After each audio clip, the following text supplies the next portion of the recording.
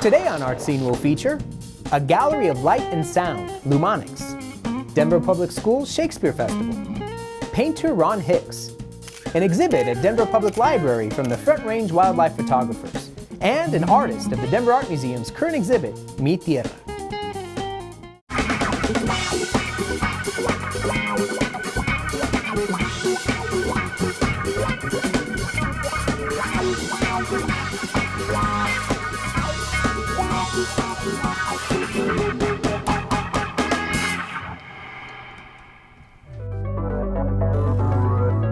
Hi, I'm Bobby Lefevre and welcome to Art Scene.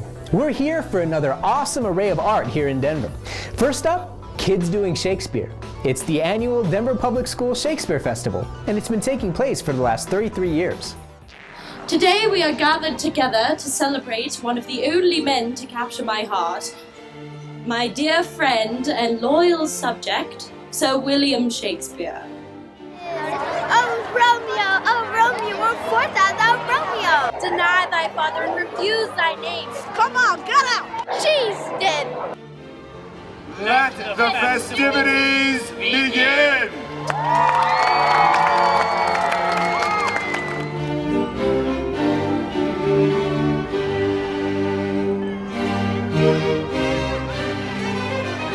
A sea of Shakespeareans filled the streets of Denver as they paraded their way to the Performing Arts Complex.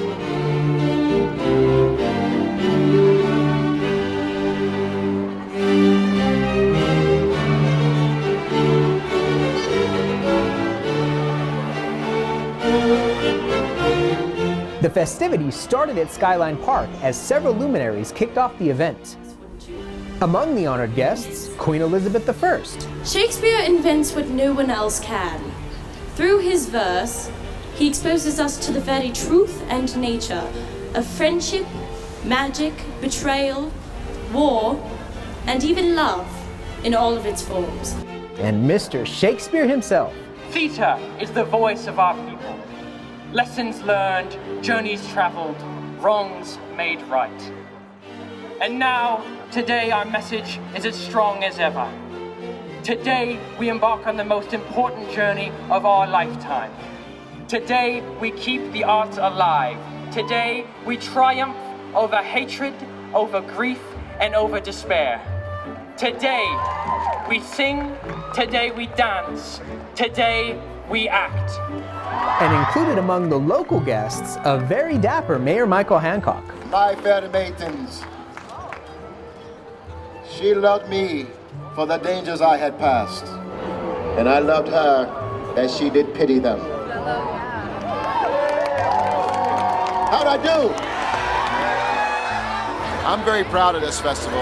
It's the largest Shakespeare festival in the nation, targeting young people, and I'm just glad that they continue this festival this year here in Denver, and we got hundreds of Denver Public School kids who are here, and it's, they're very much into it, and I'm just proud it's here in our city. I think it's really fun to be a whole new person, like being a different character. My favorite line is when I get to smell him and say he smells like a fish. I was in high school when it first started, and I remember being a magical singer and wearing the costumes and being a part of this wonderful festival. It's just a lot of fun. You meet all of the thespians around the city, and just a wonderful experience. I think we have to continue to own our craft. It was given to us as a gift, now we have to give it away to the world. That's what I would encourage all the kids to do. Continue to work on their skills, work on their craft, and just enjoy being creative.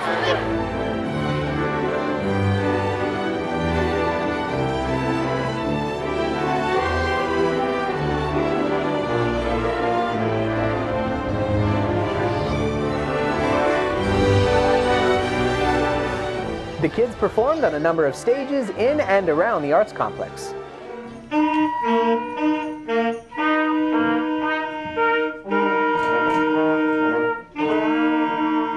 All in all, the 33rd annual Denver Public Schools Shakespeare Festival was much ado about something very special. Very cool. Now, one of our own Denver 8 TV shows, Connected Colorado, recently featured a light sculpture show from Lumonics at the Museum of Outdoor Art. The show is over now, but we wanted to learn more about this amazing art and amazing artist who is still going strong at 94 years old, Dorothy Tanner.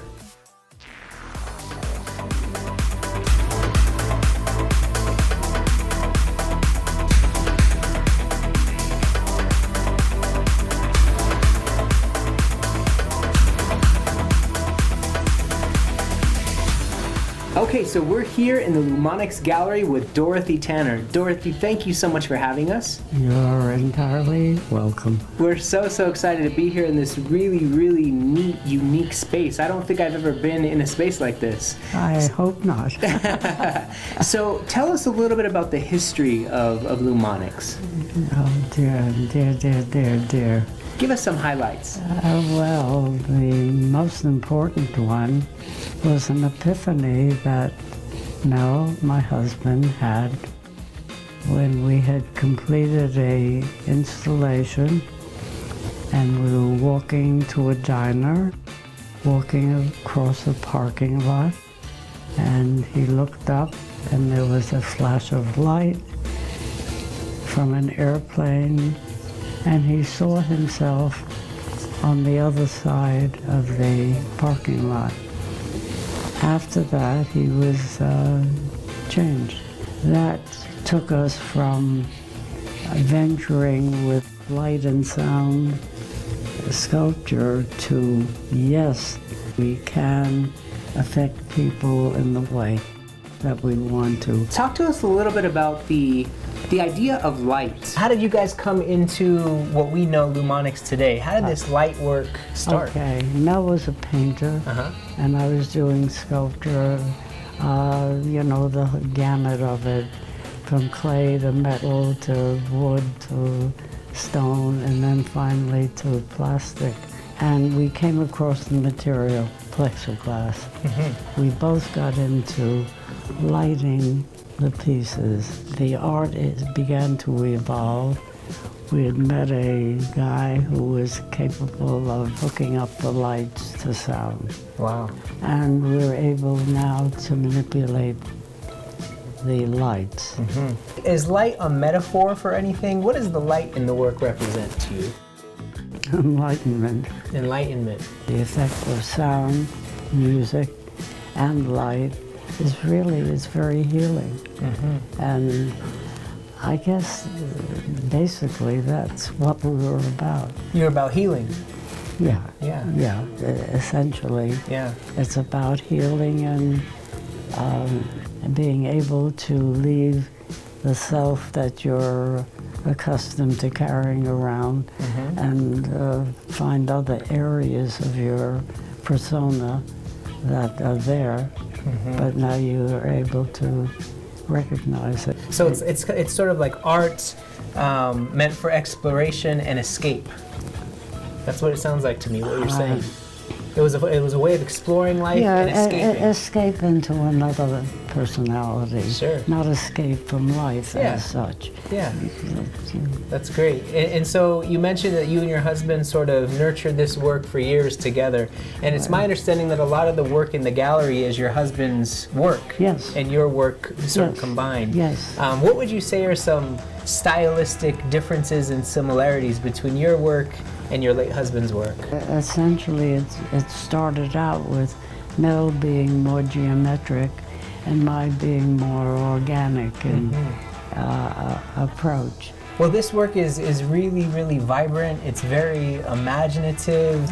And you're still creating to this day? You're still back in the studio making things? Yeah.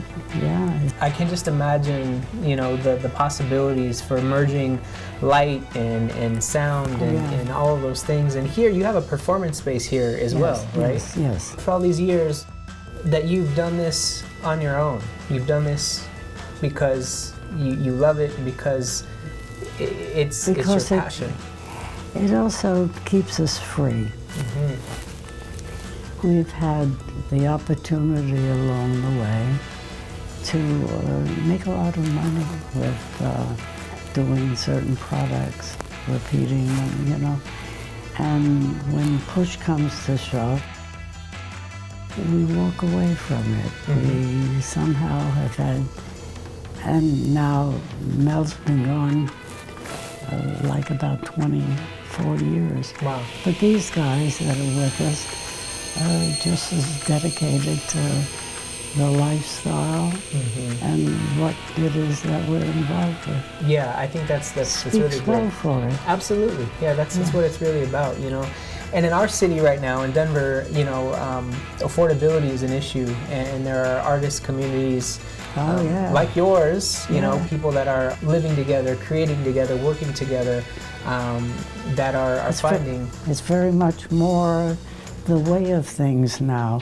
When we were doing it, well, you're joining a cult, you know, that's they didn't understand. Mark's parents, and, you know, hey, what are you doing with it?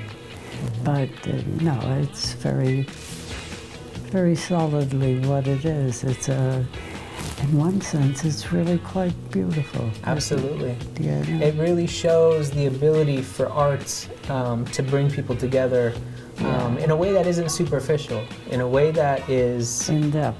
Very in depth and creating long-lasting relationships. Yes, yes. Well, I'm really excited to see the rest of the space. The work is amazing. So much insight from you. It's great. I would like very much if you would come inside. Now, my understanding is that you do poetry. I do. And we can go inside and we can perhaps turn on a beat, although that could interfere with your rendition.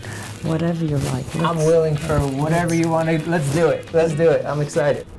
This morning, I turned to the east and stared at the rising sun that snuck upward against the sky as though summoned. As the orange mixed with the blue of morning, a smile broke upon my face like a ripple in still water, and for a moment, the ominous crackle of the world burning outside our door was calm.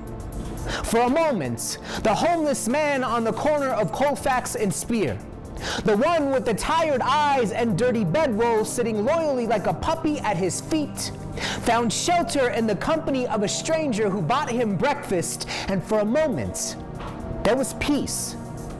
For a moment, a mother facing forced eviction at the hand of developers watched her oldest daughter graduate high school, cap and gown swaying like prayer flags in the wind, and for a moment, there was peace. For a moment, the bombs bearing our name booming overseas were silenced.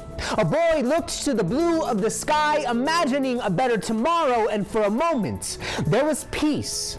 We live in the most beautiful of times. We live in the most challenging of times, so we must never forget how to dance amid the smoke, to celebrate through the pain, to smile through the sadness, to sing through all the tears, to love through all the hate. Let us work.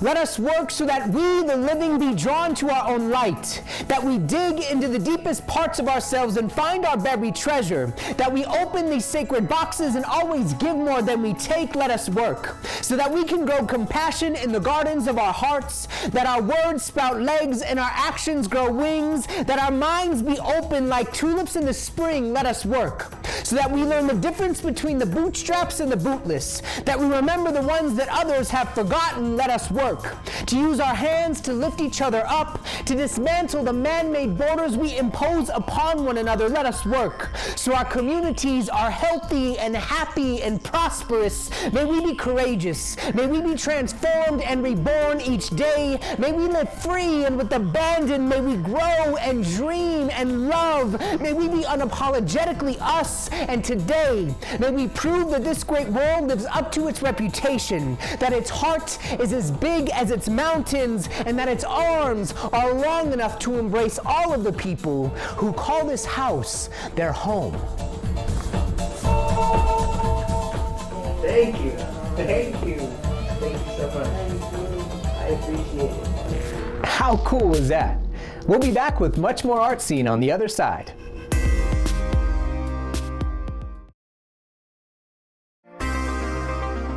And we're back on Art Scene. And now let's head to the studio with Michael Gadlin and painter Ron Hicks.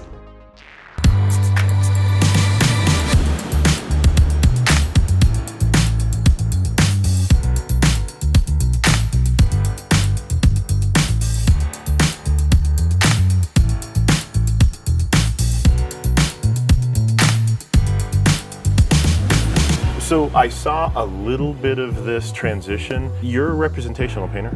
Yes. Okay. Tell me what you're doing here and where is this thing going?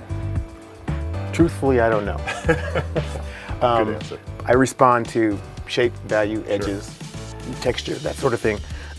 So I was inspired, I work a lot from photographs because some of the things that I paint are just difficult to, to capture and do live. There was something about these two pieces of reference that I brought, for this particular piece that's inspired me to do this. So right now, I'm really just filling everything out. You consider this sort of an underpainting?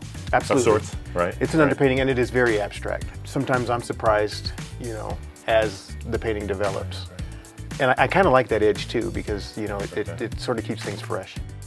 Show me a little bit of your process and what you do. I'm interested to see how you choose certain colors and spots. So right now, I start out very monochromatically. Okay. Because for me, I'm just dealing with value and shape. Right. And so there's this dark mass that you can kind of see running through throughout the piece that I'm playing around with now. Right. In my mind, I'm imagining this young lady, sitting, in a, I don't know, a cafe or a bar or something like that, about to enjoy a glass of wine, and then there's going to be some activity going on behind her. Okay. As to what that exactly is, I don't know as of yet. And right now I don't care. I really want to fit the reference to what my idea for the design is. What do you mean by you don't care about the... I don't go in just completely blind. Right. There is some planning and there is an idea for the piece. But what I don't do is put a line down and go, okay, I placed that line down there. I'm not going outside of it. It's down there. Okay. We're going for it. That's it. I allow myself the freedom to move beyond what I put down. Okay. So I can continue to kind of keep working it until it feels like the balance is right. When I started this out, a lot of my preliminary drawings become they're like scribbles for me. Let me show you something really quickly here. Prior to getting started here. The study, the master at work. The study, let me just place this down here for a second. Oh, absolutely. This is wonderful. This is cool. Even though this probably to your eye doesn't look complete, it tells me a whole lot about what I want to do with this particular piece. So essentially, I'm transferring my ideas or my thoughts, my initial thoughts about what this was going to be, into this larger canvas, and trying to figure out how I can fit it in this format and make it make good visual sense. That makes sense. Because ultimately, it's just not enough to take a piece of reference or something like that and transfer it from one area and put it in another. I think there should always be some sort of interpretation, something that you're going after, a statement that you're trying to make. Okay. Well, it's wonderful. I'm excited to see this thing transform from abstraction to something representational, because I know that's your approach and your style. We'll be back to check in on Ron's progress later in the show. The Denver Art Museum is hosting Mi Tierra, Contemporary Artists Explore Place. The exhibit features installations from 13 Latino artists exploring the current American West. One of the artists, Ana Teresa Fernandez, discusses her recent work, Erasure.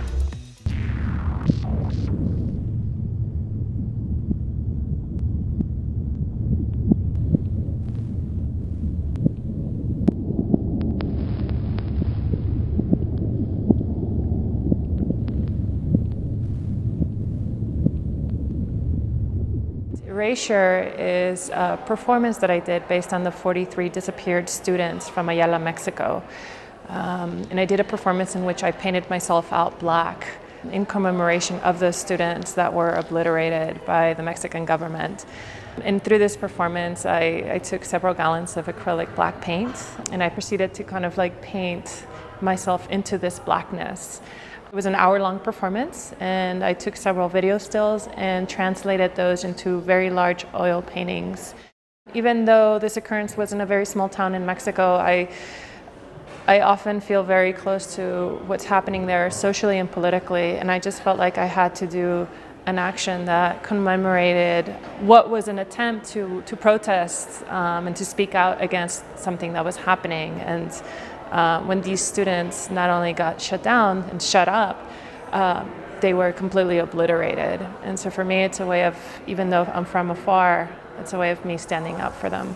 I actively I'm doing that action of erasing myself. When something's no longer there, it intrigues people. When people want to find out more about it, they want to see it again, right? Through absence, there's a yearning, right? And so I think for me, it was through this absence of my identity, I was kind of wanting people to question, who are these students? Who are these 43 individuals? I think it brings awareness, and whether or not they can feel that connection or that closeness, it just brings awareness to what is happening in the world. And I think that this type of erasure happens so much through immigration, through inaccessibility to resources. So I think we do human erasure in a variety of forms. I want visitors to walk away with this feeling of valuing human life. I think so oftentimes we get demarcated or parted into denominations of race and cultures, and I think ultimately it's under one humanity, right? And for me, it's like acknowledging that every person's life has a very, very strong value. By removing my own self, it allowed me time to digest this information. I'm incredibly visceral, so whatever's happening in the world, whatever's pulsating in the world, I take in quite physically. And for me, art's a way to be able to interpret what's occurring and to be able to kind of relay how I feel about all the currents that are happening, you know, whether it's socially, politically, creatively. Art is so important as a way to kind of check in on your own emotional climate and intellectual climate. Art allows you to have a little bit more of an abstract and open perspective on how to interpret the world. And so it becomes more voluble and malleable.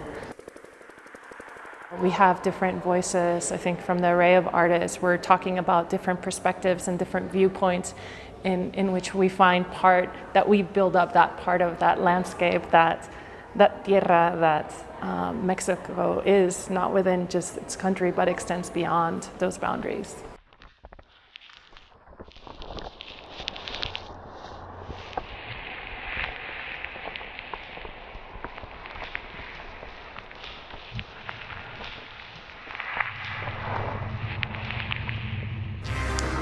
There are lots of really cool places to check out art in Denver. But what about the library? Yep, the Denver Public Library Central Branch regularly hosts exhibits. Here's an arts moment from the current exhibit from the Front Range Wildlife Photographers.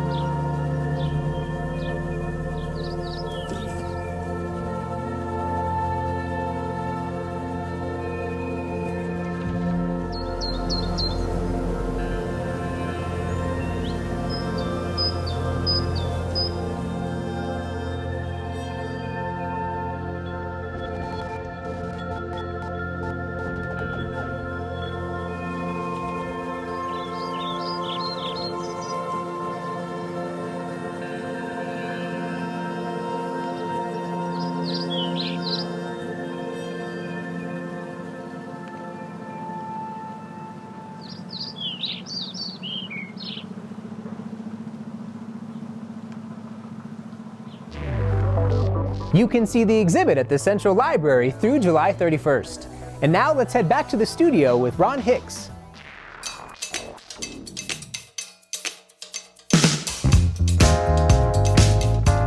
I I notice a lot of change. And I'm sure people at home who are looking at this are going, oh wow, a figure just emerged from that underpainting, that abstraction. Please continue to tell us, what have you been doing pulling a figure out? What's your process? Well, it varies from painting to painting, but in this particular case, I decided to develop the area that will eventually be the area of the most focus. Pull this area up first, and then, you know, deal with the background, you know, as I continue to develop this. What do you want people to get from your work? I'm really after, you know, something emotional, you know, okay. Some sort of response to the work, you know, nice. Whether it's good or bad. In the scope and landscape of contemporary art, and a lot of artists in big cities doing, you know, very, very abstract things. How do you stay really in the style you're doing in that landscape of art that's moving from, you know, almost anti-painting? I think there's still an audience for, you know, every type of art, and I just feel blessed and fortunate that there are people that collect this type of work. As this shape and this composition, this figure emerges, how do you envision the rest sort of being? Well, I think there's going to be this balance of, you know, some more representational versus some abstract shapes. Okay. Because I like to leave a little bit of mystery so that you're not dotting all the I's and crossing all the T's, you know. Leave a little bit more for the viewer participation. Right. Yeah. So there is this mix then of that, I don't want to say unfinished look, but when you say abstract elements, they're just undefined. I think there's a balance. Okay. You know, so if I painted everything the same way, let's say with the same brush, okay, then all of a sudden you have this imbalance. You know, it's like you're not sure what to look at. And I know a lot of your work, you do double figures, you do a couple figures. Yes. Okay, and this one will be sort of a single? This will be a singular one, unless you're counting, you know, as I envision this, there's going to be several people involved. Okay. They just won't be the main character. Kind of the main character, yeah. It's just such a treat to see how this thing has developed, and in such a short amount of time, you've brought a lot out. I notice you just kind of touch the brush. You're very, you know, you're direct. It's tight. It's very specific where you put marks on your. Absolutely. There's some really subtle things that I wanted to capture in, you know, in the flesh tone. Sure. And sometimes, you know. It takes me a little bit to develop it. I'm gonna, you know, as I continue to work on this and continue to develop that the idea. The idea. It's always about the idea. The idea. Good stuff. I'm just so pleased. I have an interesting game for you. It's our 8 seconds or less game. All right. So I'm gonna ask a few questions, and as our artist, because people want to know more about you, and I'm interested too. All right. Favorite artist, go. Oh gosh, I would have to say Degas. Degas. Yes. Okay. Yes. How about favorite abstract artist? Do you have one? Ooh, like Klimt. Klimt. He is abstract. That's right. Favorite place you've traveled? France. France. Where? Where in France? In the Provence area. Provence. Oh, that sounds so artistic. Yes. Okay, and quickly, greatest influence or event that influenced you? I'd have to say my mother. Nice. She was an artist. Was she? Yes, yes. She didn't take it to this level. Sure. But she took that correspondence course. Right. If you can draw Flippy the turtle or whatever his name was. I remember those through the mail. Yes. Very good. Yes. Okay. Nice. Love it. Thank you for being here doing that. Those are great. Those are great. Wonderful. All right, Ron. Really great stuff from all of our artists. Hey, thank you so much for watching. I'm Bobby Lefebvre. We'll see you next time as we discover more of Denver's art scene.